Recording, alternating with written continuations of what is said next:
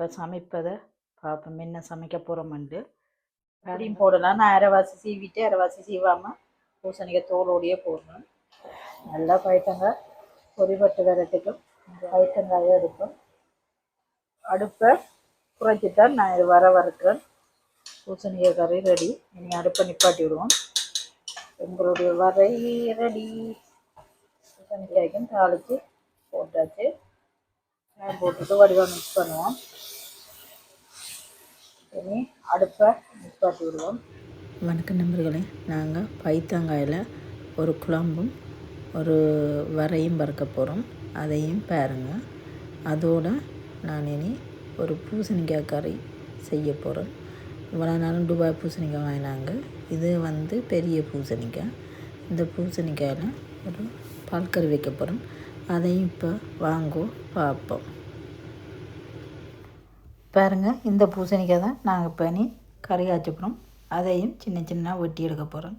இப்போ சமைப்பதை பார்ப்போம், என்ன சமைக்க போகிறோம்ண்டு. பாருங்கள், பைத்தங்காய் சின்னதாக வெட்டி இருக்கு வறுக்க.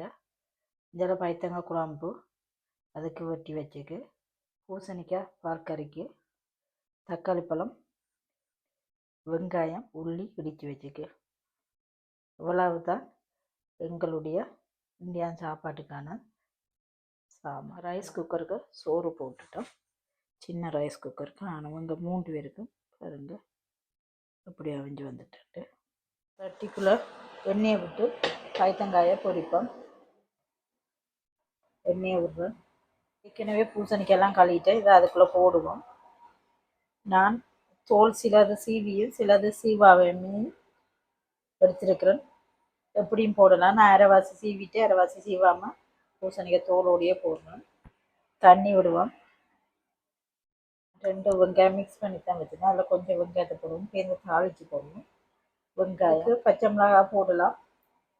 குறைப்பண்ட வழியாக நான் பச்சை மிளகா போடையில் இதுக்குள்ளே இடித்து வச்ச உள்ளியில் போடுவோம். உள்ளி கொஞ்சம் கூடவாக போடுவோம். இப்போ அடுப்பை போட்டுடுவோம். பைத்தங்காயை போடுவோம். பொரிக்க அப்படியே பைத்தங்காயை போட்டுடுவோம். எல்லாத்தையும் போடுவோம் ஒரே அடியாக. புளி எடுத்து வச்சுக்கிறோம் பைத்தங்காய்க்கு. அதையும் தண்ணியில் ஊற போடுவோம். கழுவிட்டு தான் ஊற போடுறது. பாருங்க, இப்படியே ஊறட்டுக்கும். நல்லா பைத்தங்காய் பொரிபட்டு வரட்டுக்கும். இந்த பூசணிக்காய் கறி ரெண்டுக்கும் சோறு சமைச்சாச்சு. பொரிச்சிட்டு வச்சா கொஞ்சம் ஜூஸியாக இருக்கும். அதால் பைத்தங்காய் பொரிச்சிட்டு வச்சு பைத்தங்காய் பொரிஞ்சு வந்துட்டு தண்ணி இறக்குவோம். பைத்தங்காயும் இருக்கும்.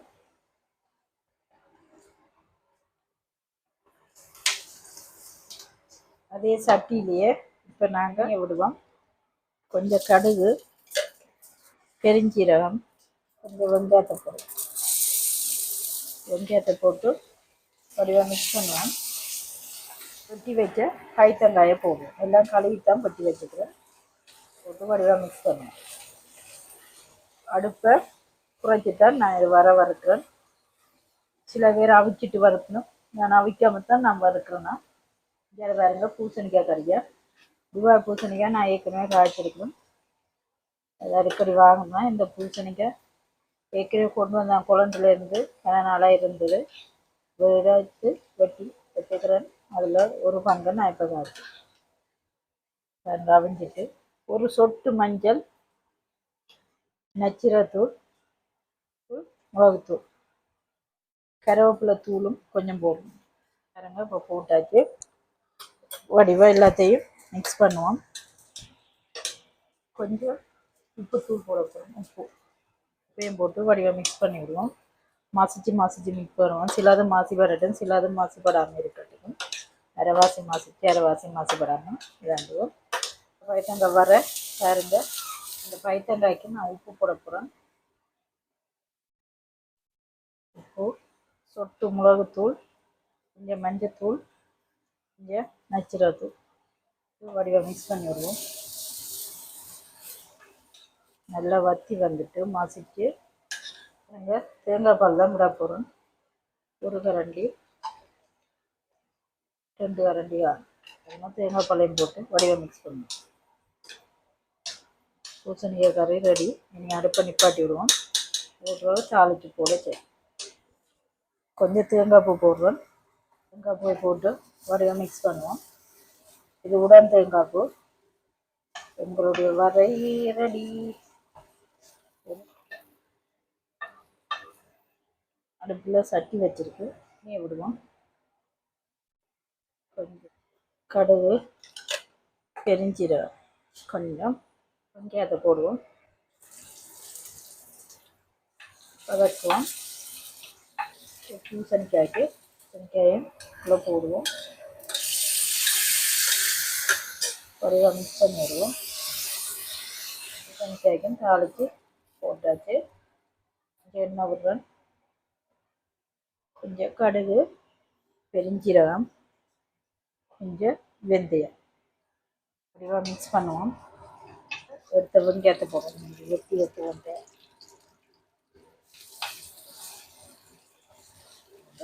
நல்லா புரிஞ்சு வரட்டுக்கு. இந்த எண்ணெய் சட்டி சூப்பரான சட்டி, டக்குன்னு சமைக்கலாம். இடிச்சு வச்ச உள்ளியை போடுவோம், உள்ளியும் போட்டுட்டு வடிவாக மிக்ஸ் பண்ணுவோம். தக்காளி பழத்தையும் போடுவோம், தக்காளி பழம் மிக்ஸ் பண்ணி விடுவோம். இஞ்சியை கரைக்கிறேன், இது வடிவாக கரைச்சி எடுத்தாச்சு. நான் வந்து தக்காளி பழமெல்லாம் மாற்றிட்டு விடுவோம். பொடிச்சு வச்ச பைத்தங்காயை போடுறோம், போட்டுட்டு வடிவாக மிக்ஸ் பண்ணுவோம். உப்பு போடுறேன், தேவைக்கு ஏற்ற மாதிரி உப்பையும் போட்டு வடிவாக மிக்ஸ் பண்ணுவோம். ஒரு கரண்டி சரக்கத்தூள் போடுறோம், உரைப்பு இல்லாமல் இருக்கிறது. அதையும் வடிவாக மிக்ஸ் பண்ணுவோம். மிக்ஸ் பண்ணிவிட்டு இனி இதுக்குள்ளே கரைச்சி வச்ச புளி தண்ணியை ஊற்றுறேன், அதையும் போட்டு வடிவாக மிக்ஸ் பண்ணுவோம்.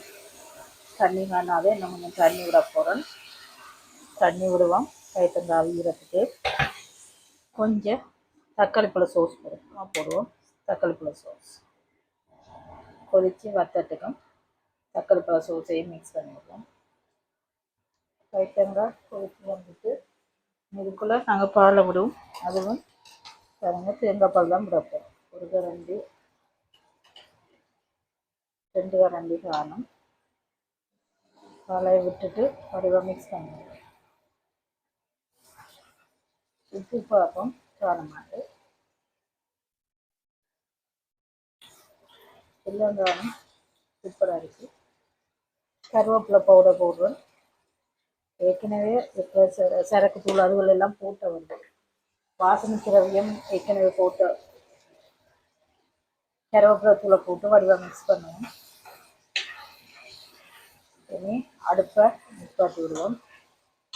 ஓகே, மல்லி இலையில் கொஞ்சத்தை போடுவோம், அதே வடிவாக மிக்ஸ் பண்ணுவோம்.